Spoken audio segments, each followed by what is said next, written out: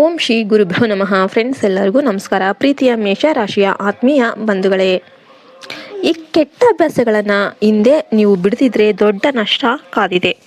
ಓಂ ಶ್ರೀ ಮಾತೆ ನಮಃ. ಎಲ್ಲ ಆತ್ಮೀಯ ವೀಕ್ಷಕರಿಗೆ ಸುಸ್ವಾಗತ. ರಾಶಿಚಕ್ರದ ಮೊದಲ ರಾಶಿಯಾದ ಮೇಷರಾಶಿಯ ಬಂಧುಗಳೇ, ನಿಮ್ಮ ಜೀವನದಲ್ಲಿ ಅಪ್ರತಿಮ ಶಕ್ತಿ, ಧೈರ್ಯ ಮತ್ತು ನಾಯಕತ್ವದ ಗುಣ ಇದ್ರೂ ಕೂಡ ಕೆಲವೇ ಸಣ್ಣ ತಪ್ಪುಗಳು ಅಥವಾ ಕೆಟ್ಟ ಅಭ್ಯಾಸಗಳು ನಿಮ್ಮ ಯಶಸ್ಸನ್ನು ತಡಿಬಹುದು. ಈ ವಿಡಿಯೋದಲ್ಲಿ ನಾವು ಮೇಷರಾಶಿಯವರು ಎಚ್ಚೆತ್ತುಕೊಳ್ಳದೇ ಇದ್ದರೆ ಅನುಭವಿಸಬಹುದಾದ ನಷ್ಟಗಳು ಮತ್ತು ಅವರಲ್ಲಿರುವ ಋಣಾತ್ಮಕ ಗುಣಗಳ ಬಗ್ಗೆ ವಿವರವಾಗಿ ಚರ್ಚಿಸ್ತಾ ಇದ್ದೇವೆ. ಈ ಬದಲಾವಣೆಗಳನ್ನು ಮಾಡಿಕೊಳ್ಳದಿದ್ದರೆ ದೈವಾನುಗ್ರಹ ಕೂಡ ಸಣ್ಣದಾಗಿ ಕ್ಷೀಣಿಸ್ತಾ ಹೋಗಬಹುದು. ಹಾಗಾಗಿ ಈ ವಿಡಿಯೋವನ್ನು ಕೊನೆಯವರೆಗೂ ನೋಡಿ ಮತ್ತು ನಿಮ್ಮ ಜೀವನವನ್ನು ಉತ್ತಮ ಹಾದಿಗೆ ತರೋದಕ್ಕೆ ಪ್ರಯತ್ನ ಮಾಡಿ. ಮಾಹಿತಿಗೆ ಹೋಗುವ ಮುನ್ನ ಕಮೆಂಟ್ ಬಾಕ್ಸಲ್ಲಿ ಓಂ ಮಂಗಳಾಯ ನಮಃ ಅಂತ ಬರೀರಿ. ಮಾಹಿತಿಗೆ ಹೋಗುವ ಮುನ್ನ ಎಲ್ಲರೂ ಕೂಡ ಓಂ ಮಂಗಳಾಯ ನಮಃ ಅಂತ ಕಮೆಂಟ್ ಮಾಡೋದನ್ನ ಮರಿಬೇಡಿ. ಅತಿಯಾದ ಆತುರ ಮತ್ತು ತಾಳ್ಮೆಯ ಕೊರತೆ. ಮೇಷರಾಶಿಯವರಲ್ಲಿರುವ ಮೊದಲ ಮತ್ತು ಪ್ರಮುಖ ಕೆಟ್ಟ ಗುಣ ಏನಂದ್ರು, ಕೆಟ್ಟ ಅಭ್ಯಾಸ ಏನಂದರೆ ಅತಿಯಾದ ಆತುರ.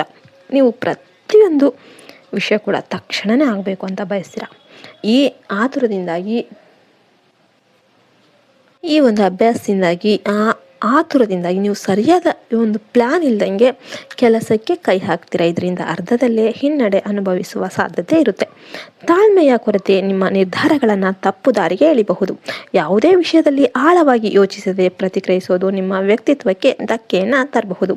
ನೆನಪಿಡಿ, ಹಣ್ಣು ಮಾಗೋದಕ್ಕೆ ಸಮಯ ಬೇಕು. ಆತುರದಿಂದ ಕೈಗೊಂಡ ನಿರ್ಧಾರಗಳು ಹಣಕಾಸಿನ ನಷ್ಟಕ್ಕೂ ಕಾರಣ ಆಗಬಹುದು.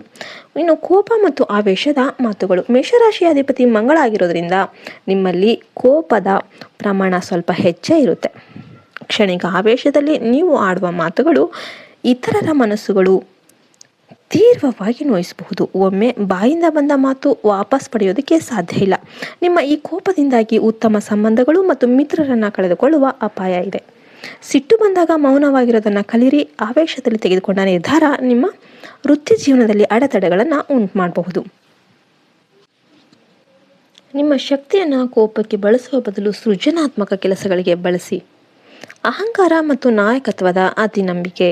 ನೀವು ಹುಟ್ಟು ನಾಯಕರು ನಿಜ, ಆದರೆ ಕೆಲವೊಮ್ಮೆ ನಾನೇ ಎಲ್ಲವನ್ನ ಬಲ್ಲೆ ಅಂತ ಒಂದು ಅಹಂಕಾರ ನಿಮ್ಮಲ್ಲಿ ಮೂಡಬಹುದು.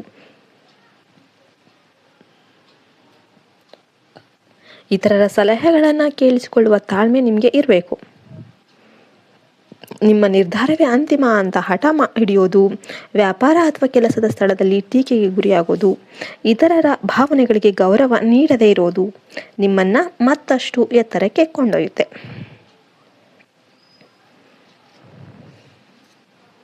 ನೀವು ಎಲ್ಲರಿಗೂ ಗೌರವ ನೀಡೋದನ್ನು ಮೊದಲು ಕಲಿಬೇಕಾಗುತ್ತೆ. ನಿಮ್ಮ ಅಹಂಕಾರ ಏನಿದೆ ನಿಮ್ಮ ಪ್ರಗತಿಯನ್ನು ಕುಂಠಿತಗೊಳಿಸೋದು ಅಷ್ಟೇ ಅಲ್ಲದೆ ದೇವರ ಕೃಪೆಯನ್ನು ನಿಮ್ಮಿಂದ ದೂರ ಮಾಡಬಹುದು.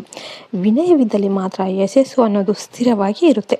ಇನ್ನು ಆರೋಗ್ಯದ ಮೇಲೆ ನಿರ್ಲಕ್ಷ್ಯ. ಕೆಲಸದ ಭರದಲ್ಲಿ ಕೆಲಸ ಮಾಡ್ತಾ ನೀವು ನಿಮ್ಮ ಆರೋಗ್ಯವನ್ನು ನಿರ್ಲಕ್ಷ್ಯ ಮಾಡುವ ಅಭ್ಯಾಸವನ್ನು ಹೊಂದಿದ್ದೀರಿ. ಸರಿಯಾದ ಸಮಯಕ್ಕೆ ಆಹಾರ ಸೇವಿಸದೇ ಇರುವುದು ಮತ್ತು ಅತಿಯಾದ ದೈಹಿಕ ಶ್ರಮ ನಿಮ್ಮನ್ನು ಬೇಗನೆ ಆಯಾಸಗೊಳಿಸಬಹುದು. ಮೇಷರಾಶಿಯವರು ತಲೆಗೆ ಸಂಬಂಧಿಸಿದ ಸಮಸ್ಯೆಗಳು ಅಥವಾ ರಕ್ತದೊತ್ತಡ ಬಗ್ಗೆ ಜಾಗರೂಕರಾಗಿರಬೇಕಾಗುತ್ತೆ. ಹೊರಗಿನ ಜಂಕ್ ಫುಡ್ ತಿನ್ನುವ ಅಭ್ಯಾಸ ಇದ್ದರೆ ಹಿಂದೆ ಬಿಟ್ಬಿಡಿ. ಪ್ರತಿದಿನ ಧ್ಯಾನ ಮತ್ತು ವ್ಯಾಯಾಮ ಮಾಡೋದು ನಿಮ್ಮ ಮನಸ್ಸಿನ ಅಶಾಂತಿಯನ್ನು ಕಡಿಮೆ ಮಾಡುತ್ತೆ. ಆರೋಗ್ಯವೇ ಭಾಗ್ಯ ಎಂಬ ನಾಣ್ಣುಡಿ ಮರಿಬೇಡಿ. ಅನಗತ್ಯ ಖರ್ಚು ಮತ್ತು ಆರ್ಥಿಕ ಅಶಿಸ್ತು. ನೀವು ತುಂಬ ಉದಾರಿಗಳು. ಯಾರಾದರೂ ಸಹಾಯ ಕೇಳಿದರೆ ಇಲ್ಲ ಅನ್ನದೇ ಹಣ ನೀಡ್ತೀರಾ, ಆದರೆ ನಿಮ್ಮ ಆದಾಯಕ್ಕಿಂತ ಹೆಚ್ಚು ಖರ್ಚು ಮಾಡುವ ಅಭ್ಯಾಸ ನಿಮ್ಮನ್ನು ಆರ್ಥಿಕ ಸಂಕಷ್ಟಕ್ಕೆ ತಳ್ಳಬಹುದು. ಪ್ರದರ್ಶನಕ್ಕಾಗಿ ಶೋ ಆಫ್ ಅಥವಾ ವಿಲಾಸಿ ಜೀವನಕ್ಕಾಗಿ ಸಾಲ ಮಾಡಿ ವಸ್ತುಗಳನ್ನು ಖರೀದಿಸೋದು ದೊಡ್ಡ ತಪ್ಪು. ಭವಿಷ್ಯಕ್ಕಾಗಿ ಹಣ ಉಳಿತಾಯ ಮಾಡೋದು ನಿಮ್ಮ ಪ್ರಥಮ ಆದ್ಯತೆ ಆಗಿರಲಿ. ಹಣದ ಮೌಲ್ಯವನ್ನು ಅರಿತು ಖರ್ಚು ಮಾಡದಿದ್ದರೆ ಕಷ್ಟ ಕಾಲದಲ್ಲಿ ಯಾರೂ ಕೈ ಹಿಡಿಯೋದಿಲ್ಲ. ಕೆಲಸವನ್ನು ಅರ್ಧಕ್ಕೆ ಬಿಡುವ ಪ್ರವೃತ್ತಿ. ನೀವು ಹೊಸ ಕೆಲಸವನ್ನು ತುಂಬ ಉತ್ಸಾಹದಿಂದ ಪ್ರಾರಂಭ ಮಾಡ್ತೀರಾ, ಆದರೆ ಅದು ಸ್ವಲ್ಪ ಕಷ್ಟ ಅನಿಸಿದ ಕೂಡಲೇ ಅದನ್ನು ಅಥವಾ ಅದರ ಫಲಿತಾಂಶ ವಿಳಂಬ ಆಗಿದ್ರೆ ಆ ಕೆಲಸದ ಮೇಲಿನ ಆಸಕ್ತಿ ಕಳೆದುಕೊಳ್ತೀರಾ. ಈ ವಾಯ್ದಾ ಹಾದಿ ಏನಿದೆ ಅಥವಾ ಅರ್ಧಕ್ಕೆ ಬಿಡುವ ಒಂದು ಅಭ್ಯಾಸ ನಿಮ್ಮನ್ನು ವಿಫಲರನ್ನಾಗಿ ಮಾಡುತ್ತೆ. ಯಾವುದೇ ಕೆಲಸವನ್ನು ಪೂರ್ಣಗೊಳಿಸುವವರೆಗೂ ವಿಶ್ರಮಿಸೋದಕ್ಕೆ ಹೋಗಬೇಡಿ. ಸ್ಥಿರತೆ ಮತ್ತು ದೃಢ ಸಂಕಲ್ಪ ನಿಮ್ಮ ಯಶಸ್ಸಿನ ಮಂತ್ರ ಆಗಿರಲಿ. ಇನ್ನು ದೈವಾನುಗ್ರಹ ಬದಲಾವಣೆ. ಮೇಷರಾಶಿಯವರೇ, ಭಗವಂತ ನಮಗೆ ನಮ್ಮನ್ನು ನಾವು ತಿದ್ದಿಕೊಳ್ಳೋದಕ್ಕೆ ಅನೇಕ ಅವಕಾಶಗಳನ್ನು ನೀಡ್ತಾರೆ. ನಮ್ಮಲ್ಲಿರುವ ಈ ಋಣಾತ್ಮಕ ಗುಣಗಳನ್ನು ಗುರುತಿಸಿ ಹಿಂದೆ ಬದಲಾಯಿಸಿಕೊಳ್ಳೋದಕ್ಕೆ ನೀವು ಪ್ರಯತ್ನ ಮಾಡಿ. ನೆಗೆಟಿವ್ ಏನಿದೆ ಎಲ್ಲವೂ ಕೂಡ ಬಿಟ್ಬಿಡಿ. ದೈವಾನುಗ್ರಹ ಸದಾ ನಿಮ್ಮ ಮೇಲೆ ಇರಬೇಕಾದ್ರೆ ನೀವು ಧರ್ಮದ ಹಾದಿಯಲ್ಲಿ ನಡಿಬೇಕು ಮತ್ತು ಇತರರಿಗೆ ನೋವು ನೀಡಬಾರ್ದು. ಪ್ರತಿ ಮಂಗಳವಾರ ಸುಬ್ರಹ್ಮಣ್ಯ ಸ್ವಾಮಿ, ಹನುಮಂತನ ಪೂಜೆ ಮಾಡೋದು ನಿಮ್ಮ ಆವೇಶವನ್ನು ಕಡಿಮೆ ಮಾಡಿ ಮನಸ್ಸಿಗೆ ಶಾಂತಿ ನೀಡುತ್ತೆ. ಈ ಸೂಚನೆಗಳನ್ನು ಕೇವಲ ಮಾಹಿತಿಗಾಗಿ ನೋಡದೆ ನಿಮ್ಮ ಜೀವನದಲ್ಲಿ ಅಳವಡಿಸಿಕೊಳ್ಳಿ. ಈ ಬದಲಾವಣೆಗಳ ನಿಮ್ಮನ್ನು ಸಮಾಜದಲ್ಲಿ ಉತ್ತಮ ಸ್ಥಾನಕ್ಕೆ ಕೊಂಡೊಯ್ಯಲಿದೆ. ಈ ವಿಡಿಯೋ ನಿಮಗೆ ಇಷ್ಟ ಆಯಿತು ಅಂದರೆ ಲೈಕ್ ಮಾಡಿ ಮತ್ತು ನಿಮ್ಮ ಮೇಷರಾಶಿಯ ಸ್ನೇಹಿತರೊಂದಿಗೆ ಹಂಚಿಕೊಳ್ಳಿ. ಜೈ ಹಿಂದ್, ಜೈ ಭಾರತ್ ಮಾತೆ, ಹರಿ ಓಂ ತತ್ಸತ್, ಸರ್ವೇ ಜನೋ ಸುಖಿನೋ ಭವಂತು.